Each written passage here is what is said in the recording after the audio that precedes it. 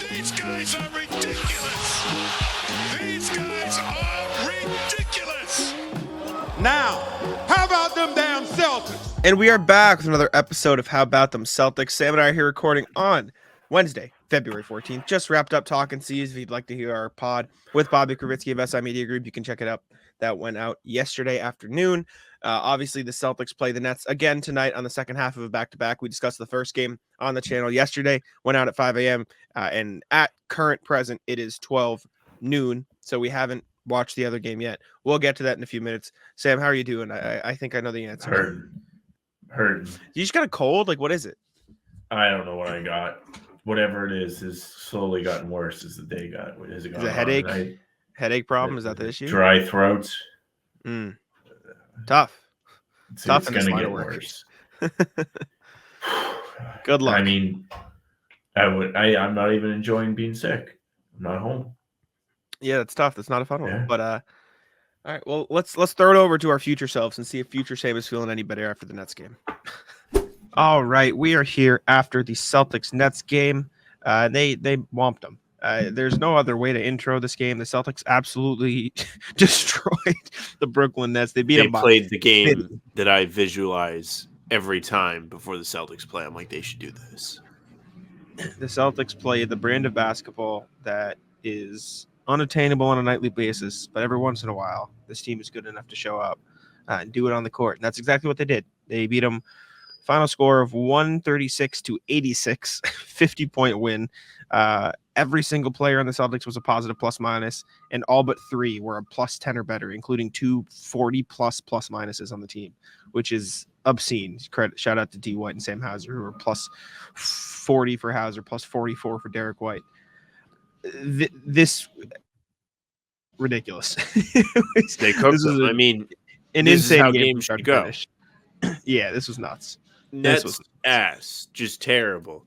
I saw people tweeting today about all the trades they didn't make. Couldn't agree more. Like, dumbass Sean Marks should have just traded everybody for all the picks. No, I mean, listen, the Celtics played great ball from the jump today. They got off to a hot start, never took their foot off the gas. And as dumb as it might sound, this game, coming right before the All-Star break, it shows you the difference between a good team, Celtics, and a team that is not good, the Nets. And here's why. Besides the 50 points, the Celtics buckled down and said, we are going to go and give it everything we have. The final game before we all go on vacation for a bit. And the Nets said, get me to vacation, baby. I'm not showing up for nothing today. I think Mikal Bridges was their leading scorer with 10 points, at least for the majority of the game. He had 10 points. They kept showing him on the bottom with the game leaders. It was Derrick White who had Trendon 27, Watford. Richard passed him. Yeah, Trendon Watford finished with 15 off the bench in his 25 minutes. But outside of that, it was Bridges with 10, yeah. Yeah. So good on the Celtics, really, is my point. They kept their focus. This has been a staple of the week, I would say, is maintaining focus despite the situation. We've had 3 different instances of this now. The Miami game was a great one because they weren't making shots, managed to close the game because they stayed focused. How many times can I say this to you this week, Jack? Because they stayed focused and played defense and got stops and out-hustled the Heat.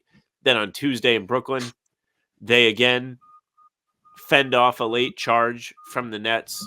They get their baskets. They get enough stops at the end of the game.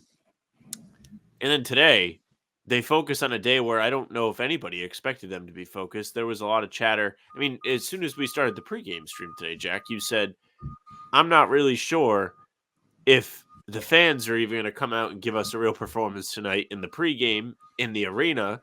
Never mind the team. And the team came out won by 50. It rolled. Yeah, like this was perhaps the best defense the Celtics have played all season. Like they were in that first quarter, they were cutting off every single passing lane the Nets wanted to make. Like they would set off ball screens to try to get guys open. The Celtics cut it off. They were running around screens. Celtics cut it off. Like the Nets had 15 points in the first and 17 in the second. They had 55 into 3. Like they had nothing. They made 31 shots. 31 shots. That's insane. They were completely shut down. They shot 38% from field, 32% from deep. made 31 shots, 27 assists on those shots. So sharing the rock, credit, I suppose. But like for context, the Celtics made 21 more shots than the Nets. That's ridiculous. That shouldn't happen in a professional basketball game. The Celtics made this team look like an AAU team. Like this was ridiculous. And credit to every single player on the Celtics. Derrick White, phenomenal game. 10 to 16, 5 of 10, great game. Jason Tatum, 7 of 16, 2 of 7, didn't shoot well from 3, didn't matter. He had 9 assists and 7 rebounds. Carried over what happened in the last Nets game. Exactly, because it didn't matter. Sam Hauser, great game. 5 of 8, 4 of 7. Sam finally got his Hauser and Pritchard both play well game. 11 of 16, Finally, 6 of 9. it's only game 54. Pritchard absolutely took over the fourth quarter, killed them all. Luke Cornett, great game. 8 and 8, 3 assists, 3 blocks, 1 steal. Nimish Keita played fine. O'Shea Brissett hit a 3 and did a super cool and one. Drew Holiday didn't have to do anything. Too, don't forget it. Drew Holiday had 3 points. he didn't have to do anything. He literally just was out there, played solid defense, had some rebounds, had some assists. Didn't matter. Porzingis, 9 shots, 15 points, got hurt a little bit. He said he's fine. Joe said he's fine. He'll be fine. That was fine. A week anyway. Yep. Svi Mikhailo 1 of 2. Nimish Keita was fine. 8 and 4. Literally the only person on the Celtics not to score a point was Jordan Walsh. He was trying. Catastrophic day for Jordan Walsh. Yeah, because the thing is, like you said, he played real minutes, so you can't even come out here and be like, well, he didn't get in until there's 3 minutes left. Like, nah, this man played what, 20 minutes today, 18 minutes today. Yeah. So he had plenty of opportunities to put the ball in the basket. It didn't happen. You could tell he was kind of like excited to be out there in real minutes. Like he went at Schroeder on a fast break, got stripped, lost the ball on a layup, and then went up and threw it off the inside of the rim. He had a couple where he was going inside and just couldn't hold on to the ball, and then he missed some threes. But I mean, he tried to impact the game in other ways to his credit. Like I think he had a block. He had a couple rebounds. He got out and ran. He was looking like he could fit into the offense in terms of actually running the plays, setting screens, making the correct passes. Yeah. He just couldn't find the bottom of the net. Sucked to see for Jordan Walsh. I was so excited, and I think everybody was when he checked in early today. We were like, oh man, like maybe and then Jordan he got a foul off like 10 points. And then he got called for a foul immediately. The refs were just like, nah, it's foul. This guy's in the game. It was like the only foul they called today. I know. Either and way. He had 3. He had 3 fouls. He led the game in fouls. Trendon Watford had 4, but he led the Celtics in fouls, tied with Keita. This was just great. This was a great way to go in the break. The vibes are high. Everyone's very happy. And Sam, I know you probably didn't notice. I actually listened to Sam and asked a question about a tweet of yours today. Did you? I did. I asked Joe Mazzulla if he would wear a headband on the sidelines. What did he say? No. Good for you. Well, though. I asked him. I'm proud of you. I was asking about, like, I'm gonna write an article about the importance of like having fun while you're also good, because like he had that thing where he told jokes in the huddle, and like I asked Derrick White, I'm like, it feels like obviously Boston fans are harsh, and it's tough to grasp the concept of like Joe Mazzulla said, fun can be sometimes viewed as a distraction, but like in an 82 game season, like you have to be able to have fun. Like this is a game when it comes down to it. And Derrick White gave me a great answer, but I was asking Joe about the concept of like having fun and the importance of it. And like asked him about D White and Jason Tatum wearing super cool headbands. And he said, you know, it's good that they can have fun, blah, blah, blah. And I said, would you wear a headband on the sidelines? Like people want to know. People want to know. And he said, no, I don't think so. But then he went on this whole thing where he was like talking about how different coaches wear different things on the sideline, and he was like, yeah, hockey coaches wear suits, baseball guys wear hats, you know, football coaches wear hoodies and hats. I'd like to wear he goes like, I'd like to wear a hoodie and a hat on the sideline, but apparently that's not allowed. So Joe is another elite quote on his feet that he does. You should have been like, follow up to the headband, would you check in? People are asking, like multiple podcasts, Talking C's, how about them Celtics pregame show? Both times it was mentioned, what if Mazzulla checks himself into the game? We know you played D1, Final Four. Like, what do you think? Day like today. He said he wore a headband in college and or high school, and I haven't found a single photo. So he's lying. I don't know if he lied to me. I don't know. I've seen like 2 pictures from high school, but good for you. Look at you getting comfortable. I tried. He laughed. I guess it was good. like tension's And then- pretty low when they win by 50. Yeah, it's easy now. And I asked Kristaps a similar thing, and I said, Kristaps, you've been smiling since he got here. Like, how fun is it to be Where on the this fuck team? is your headband? And then Abby buddy? asked him. Yeah, right. And then Abby asked him a question later, like, how's it been meshing with the guys? And he goes, I mean, somebody asked me over here, like, I've been smiling since I got here. Like, it's great. Like, that dude can't get enough of this shit, man. Kristaps, what do you no, think this of is- the nickname for you, the rescue puppy? Thoughts? Maybe not that comfortable. This would have been the greatest game for me to be at. You 'cause hear what? You would have asked Joe the headband question. I would have been like, my turn. And it would have You been see what Cam asked very you, White? poor. No. Cam asked D White. So let me find the proper transcription of it. Cam asked Derrick White, do you have any advice for people on Valentine's Day looking to woo a partner? Derrick White laughed. He goes, Pop used to always say you shouldn't just do something on Valentine's Day. You should just be a good That's guy, right, buy some baby. flowers. That's I'm right. not a flowers guy, so don't ask my wife. But yeah, buy some flowers. And then Abby goes, and well, then he went on. He said, and apparently you're supposed to buy gifts from your kids too. I didn't know that, so that's my bad. I'll learn next year. And then Abby goes, yeah, you got to buy the flowers, and got to get the gifts from your kids. And D White, are you salty? Like, what is? Just call that Abby post game. Yeah, I was talking about Valentine's Day this week. I was like, well, this day is really about you. It's about us. No, it's not. No, it's not. It is. With all due respect. No, it was a great game. The reason we're able to fuck around and talk about this, like, they fucking killed him. Like, what do you want? They job. murdered him. It's a great game. Like I said, Great this is the game. game I envision every time. I'm like, just do this. Like, it's not that hard. Get stops. Dude, they score picked him baskets. apart. There Easy was work. one play. I'm gonna try to find this play quick, and then we can wrap up. There was Okay. one play on offense that I think summed up the night for the Celtics.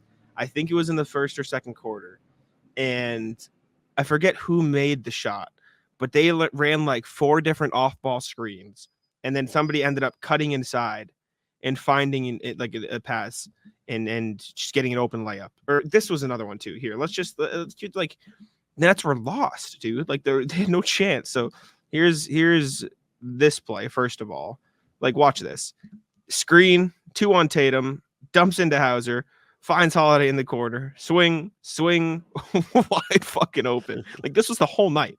This was the entire night. Was just easy. Sorry, you can't do anything. Oh, I'm gonna set a screen, slip, see you later. Open. Just like, dude, they were picking them apart. There was Nets nothing had they could enough. do. They were done. I mean, this is in the first quarter. Had enough. Like they're cooked. No, like I going don't think into I'm this gonna be able game, to they had find enough. I don't think I'm gonna be able to find the super cool shot that I wanted to, but here's a super cool Cornette dunk if you'd like. Anyways, you see Cornette singing Whitney Houston on the sideline. Yeah, I sure did. I love it. This was great vibes, phenomenal vibes, to the Cornette, point who where said nothing after getting a snatch block. Mic'd up, did not say you a talked word. about a snatch block recently. We Did were I? talking about we said shit. I forget what the context was, but someone was like, it was when we were talking about how they lead to offensive rebounds, and I was like, it's not that hard. Just do a snatch block. he did it. Yeah. Look at him. Respect. Good. Dude, this was great. This is super fun to the point where I don't even have a rat list. Like they just, like I have nothing to complain Yeah, about. no, there. I'm sorry, and just telling you guys now, there was not much on it. I mean, we had a little bit, but I was I rushed. complain I was about at video work. games. We had a busy pod today. Anyways, is that it? Like this is a shorter pod, but we can't help it. Like they just killed him. They whomped him. Yeah. See you later. Murdered him. All right. Well, thank y'all. I was about to do an outro. Throw it to the rest of the show. The NFL season is wrapping up, and there's still time to get in on the action with FanDuel, America's #1 sportsbook. Right now, new customers get $150 in bonus bets, guaranteed when you place a $5 bet. That's $150 in bonus bets, win or lose. Now, the app is so easy to use, and there are so many different ways to bet, like live same-game parlays, find bets in the new Explore tab, make a parlay in the Parlay Hub, the best way to find popular parlays, and more. So visit FanDuel.com/Boston and make your first bet a layup. FanDuel, official partner of the NFL. All right, we are back after the Nets game. Obviously, we don't know how it went, but we can jump right in to what happened. in the first Nets game, I suppose. So before that game, there was this whole war, I guess, kind of on Twitter of about post-ups. Jake from First to Floor, who we watched the first Nets game with on the playback, posted a tweet, or he tweeted a response to Kendrick Perkins, who went on some ESPN show saying the Celtics need to post up more. So the Celtics don't post up enough, blah, blah, blah. And Jake pointed out they're second in the league in post-ups per game, and they're first in efficiency. What are you talking about? Then Perk got into a Twitter war with Greeny, who was on Jake's side, and then they like got on a call to like hash things out, which is just like weird and unnecessary, but sure. And then the Celtics came out in the Nets game and just posted up everybody in the first 5 minutes of the game. They were going to post up. And then after the game, Joe was asked about it, and he goes, "Yeah, I feel like we didn't do it enough." And he goes, "Why?" And he goes, "I'm joking. We're second in the league in post-ups. What do you want?" So he's just fucking with Perk. Celtics are good at post-ups. I think they also understand that like you need to diversify the offense past that and then go to that in the important spots. And I think they've done a pretty good job at that this year. But yeah, it was a funny like Avengers warfare on Twitter for a little while there yesterday. I mean, I'm a fan of the post-ups, of course. I've been saying please post up more forever. Over the summer, I was very excited about the Porzingis edition. I wrote about it for Celtics blog, how he can kind of do what Horford used to do when he was in his prime, which was post up and be good at it. And he's done that. And we've also seen Tatum do a lot more of it too. So the efficiency being first does not surprise me. I don't think the usage surprised me either. It does feel like they've done it more. It feels like it's been an emphasis. It feels like they've improved on it, which is great. Do I think it's outrageous to say they could do it more? Not really. But I'm the king of I think they should do things more. I want them to be as good as they can be. And I think the post is a really great way for them to do that because, as I've said many times before, you get almost an automatic double on certain players if you post up. Somebody's open for free. All you have to do is pass to the guy with his back to the basket. And they've done a good job at that. Yesterday in Brooklyn, as you're hearing this 2 days ago, Tatum was posting up. Two guys were coming at him before he even caught the ball. And then they were able to find the open guy. Guys were getting open on the short roll because Tatum was drawing so much attention. They've used it to perfection this year. And I have no problem with the way that they've utilized it. And if you want to do more of that, why not? It rules. And to actually agree with Perk, Joe spitefully ran a bunch of post-ups at the beginning of the game, and the Celtics jumped out to a lead very fast. That they did. I think they've done a good job at post-ups. I'd be curious to see how they're, I don't know what the word is, like how often they go to post-ups in the first quarter versus the rest of the game is. If it's even, are they doing it more in certain quarters or not? I do think there is a point to be had of, I mean, they're posting up Cam Thomas most of the time in the Nets game. Like you're not always going to have a Cam Thomas you can post up in opposing lineups. And I do think it is important to have other forms of offense rather than just post ups. And the Celtics have proved that. But this notion that they're just a 3-point team, I think needs to die because they are not anymore. And they haven't been for a long time. I wouldn't say they are. And I'm not saying you're saying that either, but a lot of people still do. So I know Perk said that. That was one of his big look how smart I am moments on the clip. But no, he said that in the clip that they're just a 3-point team. I think that was part of what sparked everybody getting mad. I think he was like, yeah, like all they do is shoot threes. They need to add more layers to their game, which would have been true if you said it, I don't know, what's it, February, 8 months ago. But now I don't really know how true that is. Yeah, not even. I feel like they've been posting up more all season. Like, and the only reason they were, they have been posting up quite a bit this season. They've done a great job. Tatum has been great. I thought you said if you said that like beginning of the season. I thought I didn't. No, I meant way before the season started. 100%. No, I agree. But yeah, they're second in the league in post ups behind Jokic, which is like, of course they're going to post up. Excuse me. They are second in frequency. They're top the league in points per possession on post ups. They are top of the league in points scored off post ups per game. They are third in the league in field goals attempted out of the post this season. They are like every metric you could possibly look at for the Celtics for posts is like they're doing it a lot this season. They are the best post-up team in the league by percentile. Like, what do you want from them, Perk? what the hell? Like they do it literally more and more effectively than every team in the NBA. I think people are just so used to the narrative that they shoot a lot of threes because they do that and shoot a lot of threes that it gets lost in translation. But you see them do it. Like for every JB mid-range there is, it spawns out of a post up. For every JT driving on a smaller guy and kicking out, like it usually ends up in a post up. For every KP at the free throw line, he's posting up. Horford's been doing it more this year, which I know you've talked about it. Like Drew Holiday posted up Cam Thomas like 6 times yesterday. Like he leads the got league a big body. guards in He post should ups. post Yeah, up. I think he leads guards in post ups this year. I'll fact check myself, but like everybody on the Celtics team, outside of maybe Derrick White. I don't think Derrick White's too eager to be posting up, but they've been doing a lot. Like that narrative, it doesn't make too much sense to me. In last Drew season, Holiday, season you could say it. The only guy that was posted up last year was Marcus. Is it? Yeah, 100%. This year, not fair. Can't say it at all. Out of touch. Agree. Perk. Agree. All right. Next thing we got is Joe Mazzulla calling out the NBA, which I think, Sam, you agree with this. Joe Mazzulla was asked about Derrick White and Kristaps Porzingis not making the All-Star team. His response, clearly winning's not important, huh? Winning's not valued. That's my reaction. How could you not put both those guys in? It's just winning's not the most important thing in the league. They're two guys, and when he was asked about like their reaction, are they upset, etc., he goes, they're two guys that get it at the end of the day. They're guys that have been around. They just want to play the right way. They want to be a part of winning, and winning is the most important thing to those two guys. At the end of the day, that's really kind of all that matters when it comes to that, which is the good mindset. But Joe basically saying it's bullshit. I agree. I don't think that either one of those guys should have gone in over.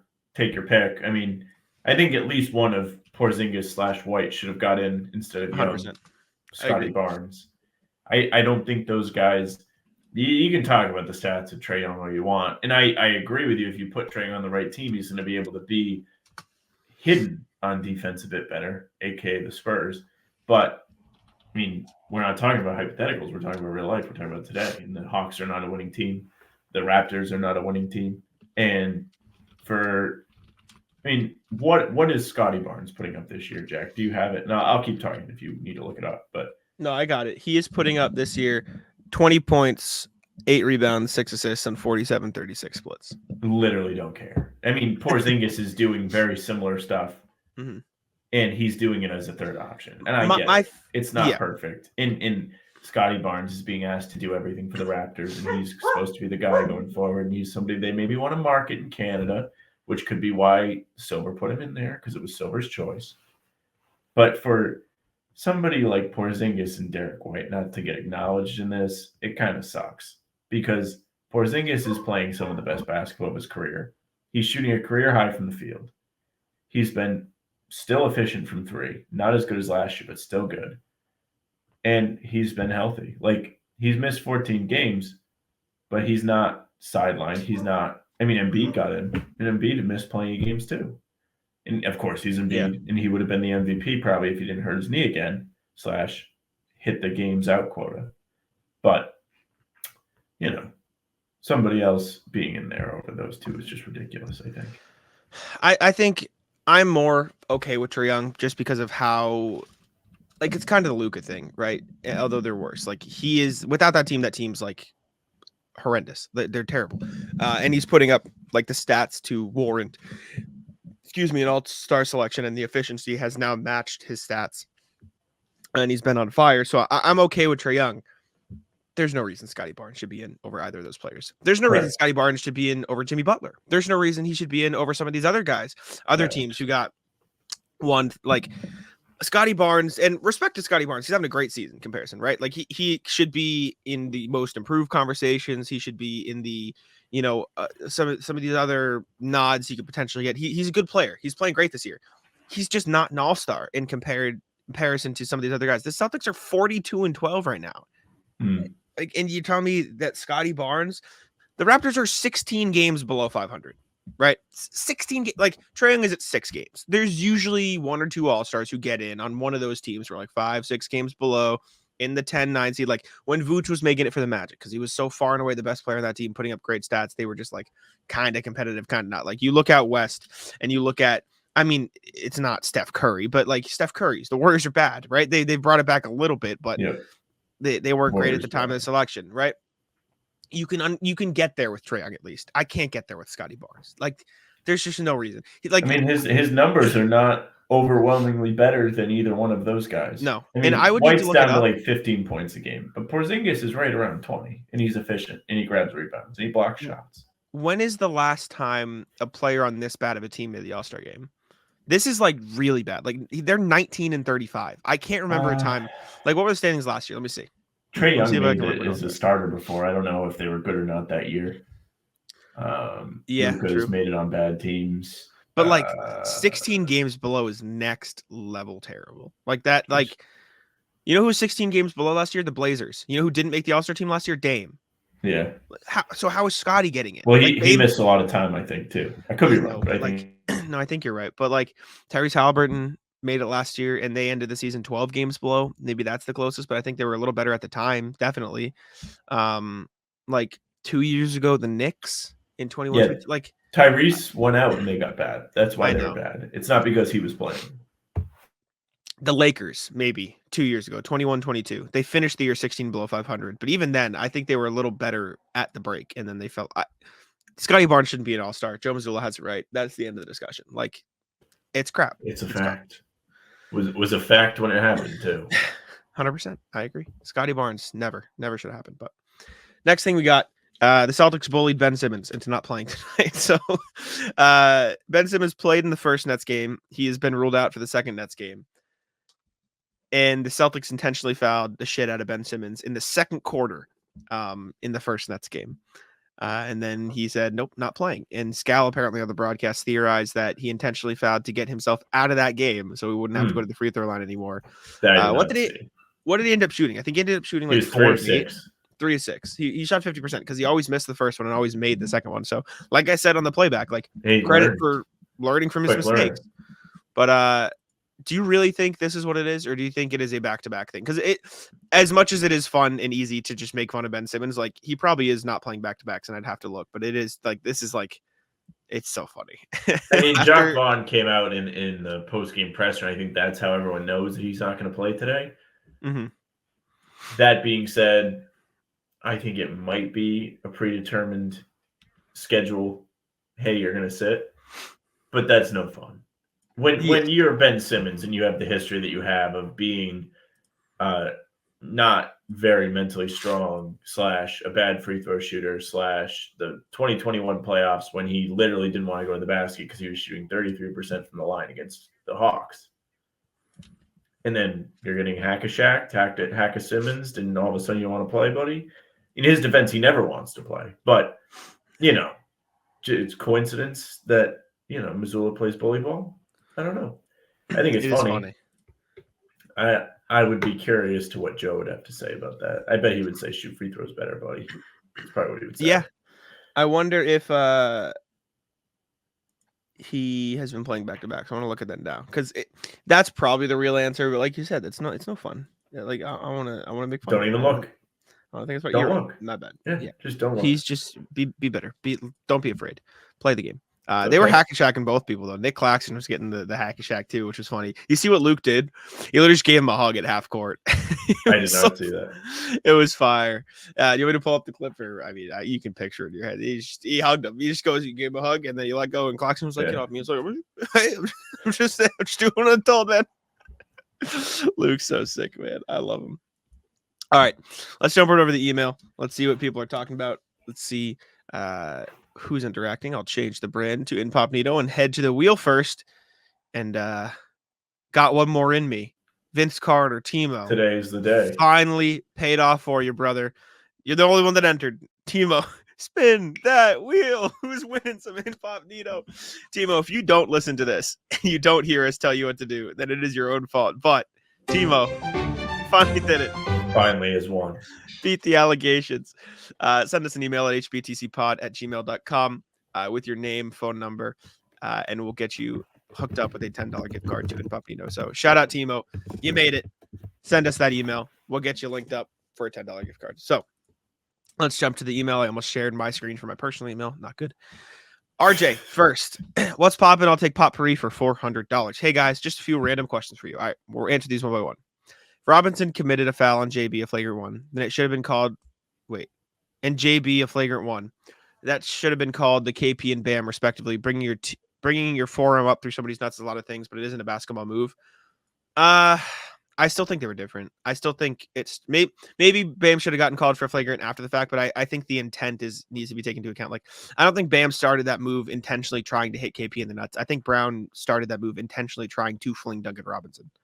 Well, I also think they look at the Bam thing and seeing the angle that we all got to see on Twitter in slow motion, where it was like, hey, look, he low blowed him like he was in professional wrestling. Like, probably flagrant. But they unfortunately, also part of it was like KP didn't flop. If KP went down, they would have reviewed it. Bam would have gotten the flagrant. Duncan went down. Not that Duncan shouldn't have gone down. He did get flung by the arm, but like KP just handled it better, I guess. So that's how the NBA is called nowadays, unfortunately. Ben Simmons may be the generation's version of Bill Walton, a gifted player whose career potentially is never fully realized due to his medical history. I think that's a bit disrespectful to Bill Walton. Yeah, Bill Walton led a team to a championship when he was healthy. Mm-hmm. I don't know if Simmons do that, but I see the comparison. If Luke Payton and Sam Hauser, respect the parentheses, were the Dunn Kings, which one is Brady? Which one is Affleck? My vote is Luke for Brady, Pritchard's Ben, which would leave Sam as Matt Damon. I agree with that. I think Luke. I think Luke is Affleck. I think he is the main character syndrome. Take all the attention guy. I think Pritchard would just be. I think Pritchard would be Matt Damon. Actually, he'd be kind of annoyed that he was involved. Okay, yeah, I'll back that. And Hauser can be Brady, kind of like, I'll back you, Luke. But I think Luke is the center of attention. Just him shooting threes through the Dunkin' Donut, not missing. With cap math affecting roster building or rebuilding, which current playoff teams do you think are the most likely to get stuck in mismanagement hell over the few years? Ooh, that's a good question. That's a good question. The Lakers, I think, are already there to a degree. Clippers. Potentially, yeah. Once these guys fall out here, I'll share the standings just for now. Philly, if Embiid doesn't come back, right? But they have Maxey. They're pretty okay. That's a great question. Golden State is close to it. They're approaching that territory. Phoenix for sure. What is this? Oh, I'm in the wrong year. I was like, what is this? I said that. My bad. Thank you. Fucker. Well, you just said year. I don't fucking. I said it's the wrong year. I didn't hear you. You mumbled through the first part. Other teams. I think Cleveland might end up getting screwed here. Milwaukee's. The Dame contract's terrible. That's going to be rough. No doubt. I think New York's in a good spot. I think Cleveland's in a good spot, depending on the Mitchell thing. I think Miami's in a good spot. I think Mitchell's going to leave. That's just what I think. Indiana's in a spot. But even if he does leave, like realistically, they'll still be okay. Like they've got good players past him. It's just bird rights. You kind of need that, yeah. Okay, Miami will be in trouble, I think, eventually. I think they're all right. I think Bam and Hero's contracts are both good. Maybe Jimmy's is going to get bad, but that's one. I think if they were any other organization with those contracts, they would be in trouble. But I think they'll find a way. They'll find a way. Bulls are screwed, but they've been screwed. Everyone else is pretty okay. Wizards are just the Wizards. Full contracts, not looking better by the day. No. I think that's about it. They're not a playoff team, though. I think the rest of the teams are all right. I think everyone's not too many teams. Minnesota, I worry about sustainability with those contracts, but we'll see what happens. Next, finally, do you think there are enough therapists in the Northeast to help all of Celtics Twitter get over their collective PTSD about the Celtics? The only thing I've yet to see is someone griping that JB ties his shoes the wrong way. Anyway, be well. I look forward to you hosting a playback, which we did. Thanks, RJ. Be well, RJ. No, there's not enough therapists in the Northeast. This fan base is sick, and it's for the best reasons. But you're ill. Yeah, everyone's. Sam both ways.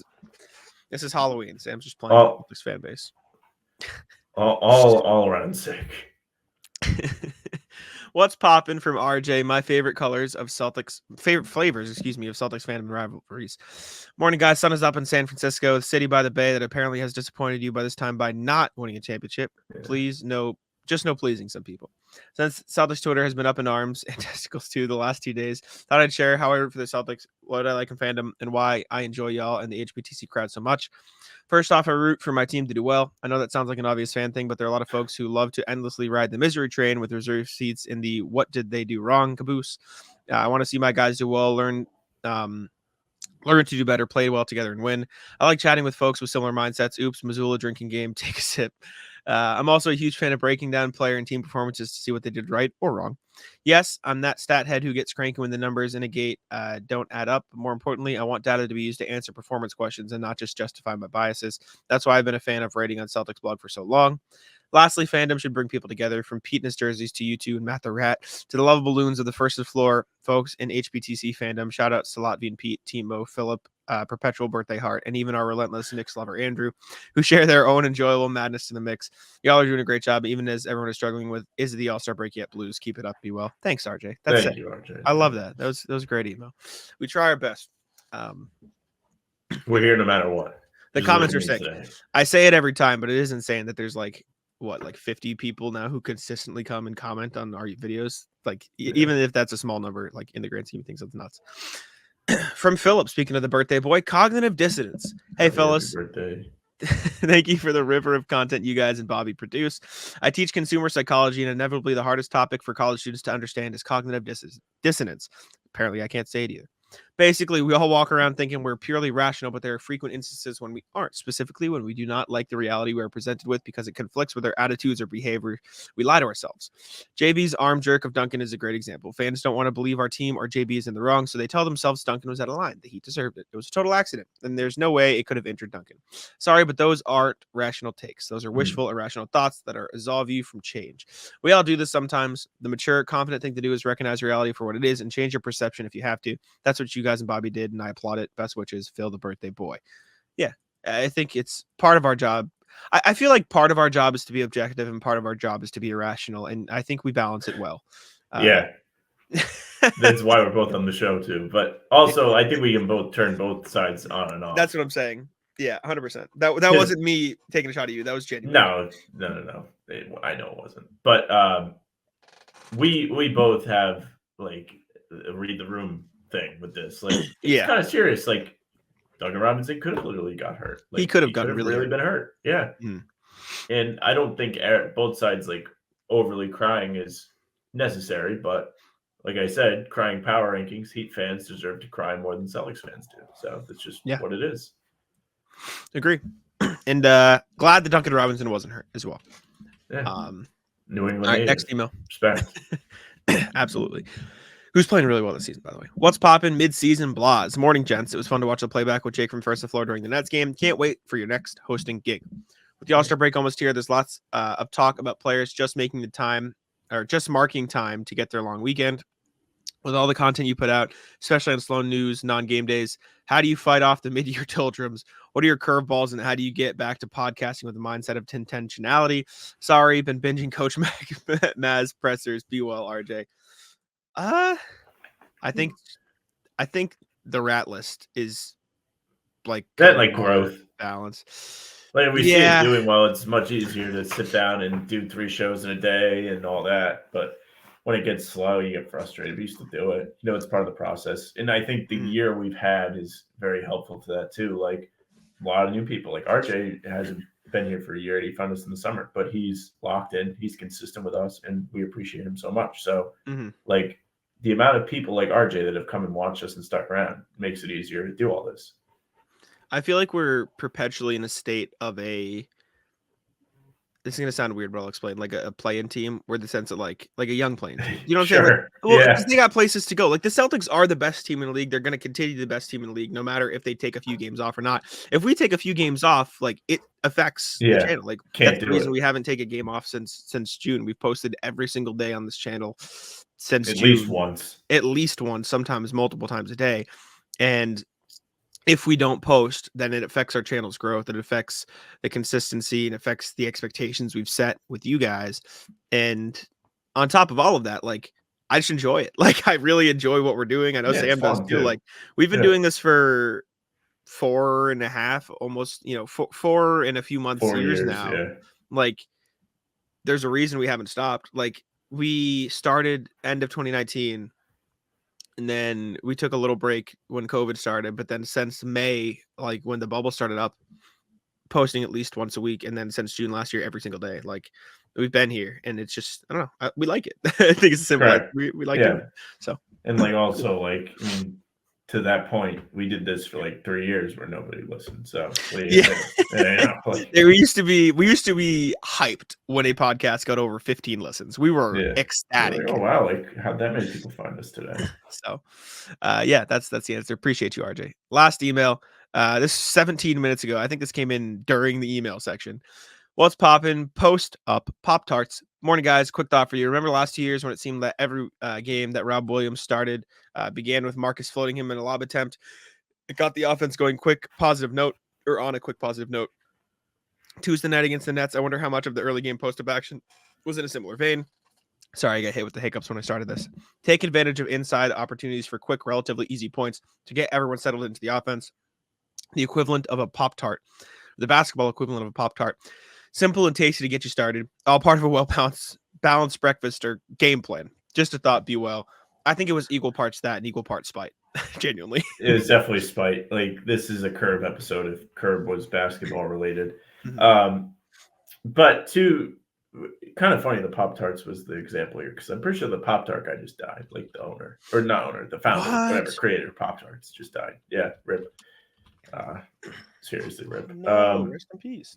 Yeah, I saw it on Twitter. 96 though, respect. Oh yeah, no. He got his licks in, but yeah, he did. What do you want to make? They're making a Pop-Tart movie. Seinfeld's doing it. Respect. He's gonna make one. Yeah.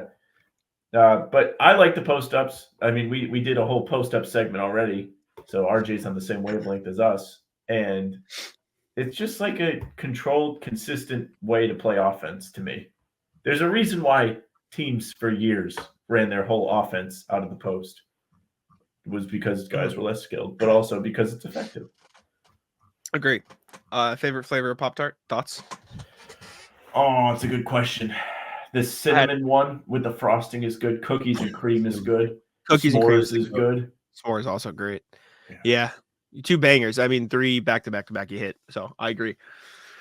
All right. With that, let's jump over to the NBA section, see what's going on around the league. I'll pull up the standings like I always do, and we'll see how the teams are doing. Much appreciated. All right. Celtics, comfortable lead in the East, 6 games. They're 7.5 games up on the Bucks. That's crazy. They are lapping the field. It just keeps getting bigger and bigger. The Bucks, by the way, spiraling 4-6. Cavs still hot at 9-1. Celtics 8-2 in their last 10 with a 5-game win streak. They're still hot. The rest of the top of the East, though, outside of the Celtics and the Cavs, is no one else in the East is that great. No one else is even 7-3. Next best is the 6-4 Knicks, 6-4 Hawks, 6-4 Magic in their last 10. Everyone else, not great. So the Celtics are really taking advantage of this time. Same with the Cavs to get ahead of the pack, which is good. Like you string together wins even when you're not playing your best. So respect. But the Pistons, Sam, 4-6 still, even though they lost 2. Like they're back. Your Pistons. We talked about Bobby. It's like they watch out for the Pistons.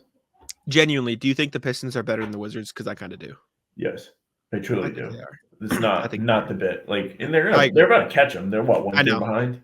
That's what I'm saying. Yeah, they're literally only a game behind. I'd rather be the Pistons than the Wizards, too. And also, the Bulls are only 3.5 games out of the playoffs. That's kind of crazy that they are slowly grinding their way up there. Them and the Hawks. I know, right? They're going. Zach LaVine being out for the season does wonders for your team. Addition by subtraction. Just like, look how good the Knicks were with Randall out. It's the all of a sudden they're the best team ever.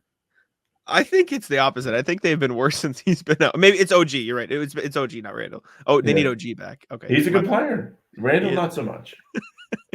The Bulls thing is the she's done miracles on me. It's just LaVine being out. Out west, top of the West is still standing firm, although the Timberwolves are slowly getting that lead back. They're now 2 games up on the Clips and the Nuggets and 1 game up on the Thunder. They've won 3 in a row. They're finding their footing again, but the West is hot. Lakers, Warriors, Mavs, all 7-3 in their last 10, including, as are the Clippers and the Timberwolves. Then the Thunder, Nuggets, Suns, Pelicans are all 6-4. So they're hot out there in the West. Kings are 5-5. The bottom of the West is still the bottom of the West, but the Warriors 5 in a row now, Sam. They're back, kind of. They're kind of back, as are the Mavs, who have won 5 in a row too. So Yeah. I mean, anything surprising out west? You're starting to see some things take shape. Draymond going around on the barbecue slap tour where he just slaps everybody. Called out Nurkic and Katie on his little podcast there, and then Nurkic was like, "Don't spend too much time on the podcast. Don't you have a therapy appointment to go to?" That back and anything forth. wrong with therapy rules. When I read it, I thought it was the fake Draymond account. I can't lie. But Draymond is spectacular. special, man. I don't know. I mean, the Warriors being decent again is another team that could knock out the Lakers. I'm in. Agree. Next thing, speaking of the Lakers, the Warriors as well, and the 76ers called him up. They say, hey, y'all want to trade LeBron James? Rob Pelinka was like, hey, fuck off. Basically, is that kind of how that went down. This is reporting from Woj and Ramona Shelburne at ESPN. Basically saying the Warriors made an unsuccessful bid to convince the Lakers and LeBron James to pair him with Steph Curry. Warriors were eager to present a package deal to LA, but neither Lakers nor James wanted to explore it. Basically that. And then as far as the Sixers thing, Morey called, said, hey, what about this? Pelinka said no. Pelinka responded by saying, hey, Embiid available? And that ended the conversation. So I think that is the funniest thing that's come out of this to me. Just Pelinka being like, yeah, give us Embiid, brother. And he's like, click, see you later. This is unsurprising. You said it on Talking C's or maybe just in conversation. You have to ask, right? You have to. Yeah, if you're a GM, you have to do your little rounds. But it is funny. I know we already kind of talked about this out there, but the calls coming in and actually being somewhat significant to where they're getting reported. They're kind of getting reported because they're funny too, but other people think maybe there's reason for them to not keep this together. I mean, I get it. And I think we haven't even mentioned the Bronny part. Maybe they're like, hey, he could leave you anyways. What is true. They're like, we're just going to draft his kid anyway. I don't know. Yeah, it's weird. Obviously, I don't think it would ever happen. I don't think they'd trade LeBron James. I still don't think they will. I think the only end to this is he leaves. But we'll see what happens. It is funny. This is the ultimate. We're reporting this because it will get clicks, and God damn it, it got clicks. So it got clicks. There you go. Everyone's talking about it. It's funny. Apparently, Draymond texted LeBron and was like, "I did you see this?" No, but I saw a meme that said Clay and Draymond and Steph were trying to trade his bum ass at the deadline. So I'm pretty sure this was in the Woj article. Was Draymond text. Probably was what do you think? Probably, yeah. That's all time stuff, man. LeBron joining the Warriors would suck for Warriors fans. I think that's a rival. I don't think LeBron would want it either. He's like, nah, fuck this team. They beat me every time. I don't want to join them. I think it's the same for the fans. They're like, sure. I don't want to be this guy. Fuck him. I think it's a close equivalent to him joining the Celtics at this point for both. Oh yeah, fan base and team. Disaster. Exactly. Speaking of a disaster, the refs had one in the recent Knicks-Rockets game. Jalen Brunson very mad. I have the video locked and loaded. I'm mad for them, and I don't even like them. So this was the play. The Knicks are contesting this because they ended up losing this game because Aaron Holiday got free throws on this last second shot attempt. Terrible. They called a foul. Inexcusable. And they immediately admitted after the game that this wasn't a foul. They said, nope, shouldn't have been a foul. This is a fireable offense. That's really bad. I'm not being sarcastic. He almost made that shit too. It's kind of crazy. That when I saw it live, or not live, when I saw this for the first time, that was my only thought. I was like, oh, they were like, what if that was thrown off because he got hit? Maybe we should reward him. Mm-hmm. But bad. You know how I feel about this shit. And you don't like it either. You don't you said no ticky-tacks in the last 30 seconds. And I think that could not be more perfect. Mm-hmm. This should never even be a debate. If it's a heave, unless you get speared, it's not a foul. Sorry, it's not. I agree. In that situation, definitely. The Knicks, what is it? Contested it? They contested. Whatever it is. Challenged it. Sent the whatever thing the word. to the league and was like, can you believe this? They filed a complaint. Yeah. And I don't know. I saw a report today that said there's a legitimate chance it gets they redo. But my question is, and we haven't talked about this, what happens to the bets that were placed in that game? I think as of now, all of the people that bet the way it turned out, in favor of Houston, will get their money. it's overturned, it might be a push for the Knicks fans. I think push, get it back. But I don't know. That's actually a good question. I'm very That puts curious another to wrinkle know. into it. Yeah, it does. But speaking of another wrinkle, we've talked about Grant Williams far too often on this podcast since he's not on the Celtics, but we've got more. Did you see this? Or this is the first time I'm telling you I'm this? seeing this. Let me read it to you.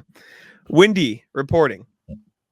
I would say one of the ways Grant Williams rubbed people the wrong way, the yapping, obviously, that's kind of a part of it with him, which is charmingly obnoxious if he's productive, and it's grating when he's not. But he didn't report in good shape. And Grant Williams not in good shape is not a good defender. Grant Williams has proven throughout the course of his career when he gets in shape, he could be an impactful defender, but that's not the guy the Mavericks got. Which is just, oh no, Grant. All they were talking about the was how Kool-Aid. big Grant's guns looked in the summer. I know. He was like, He look was how drinking strong the I am. Kool-Aid. He was drinking the Kool-Aid. You think he would maybe he was just like, I want to get paid and then I don't care. But you think he would have been more serious after getting paid and also looking to make a first impression on a team. You know what I'm saying? Yeah, like you don't picture that. Maybe he was just so excited to be like, he was legitimately like, I think we talked about him as their third best player on that team, like heading into the year. So it was like, maybe he just got a little bit too big for his britches and now he's humbled in Charlotte and winning again. So back down to earth. He went and he played for the historic franchise that is the Charlotte Hornets. And he said, look at all these points I'm about to score. Is there a better team in the NBA with a better chance for Grant to get his number retired? Pelicans. Sure, maybe they have legitimately no history. But hey, Hornets are up there. Hornets up there. I'm just quickly doing the rounds in my head. Yeah. Teams.